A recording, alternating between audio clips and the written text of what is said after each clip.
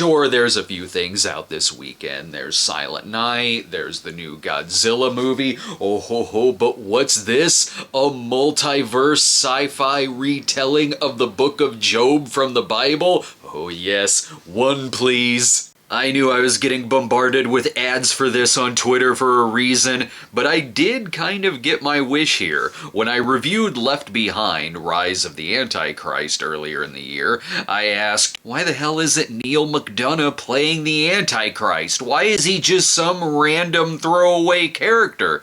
Enter The Shift, where Neil McDonough is playing Satan himself, aka the Benefactor. And he kills it in this. Not only does he completely pull off Satan saying lines like, "Not cool, man," but he does have some legit creepy moments in it. His scenes are the best part of the movie, but honestly, there's a lot of good things I can say about this. They do a good job here of setting up our lead, Kevin, and his backstory with his wife, Molly. They know they have a lot of information with these two to cover, so they do it well in a scene where the two meet, and then there's a series of short cutaways laying out their next few years together. The movie does do well with flashbacks, some very tragic, and the actors are all solid. It's where the main plot comes in that things get a little confusing.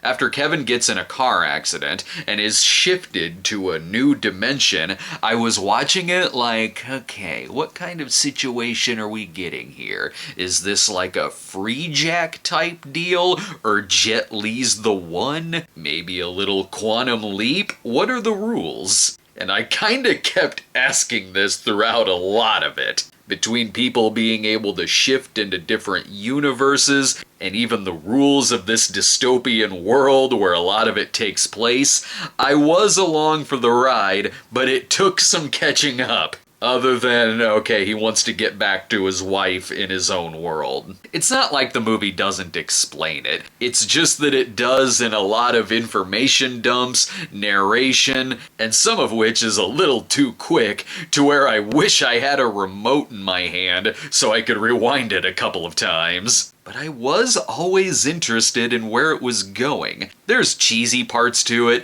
and if you didn't know it was inspired by the Book of Job, they tell you the Book of Job about halfway through. At the end of the day, though, where else am I gonna find a movie that has an army of Sean Astons chasing a man through a mental institution? There's a lot of stuff that could have been explored a lot more in a series than condensed into a movie, but I honestly did like it, because most importantly, I did give a shit about these characters. And it's got some emotional final moments that really do work. It's a solid B-. It's nothing you need to rush out and see, but of the faith-based movies I've seen this year, this was the best one. Thanks for watching, everyone. Be sure to check out our 2 Cinema Snob episodes this week on the Mockbuster Freddy's Fridays and the Rubik the Amazing Cube Christmas. See you next time.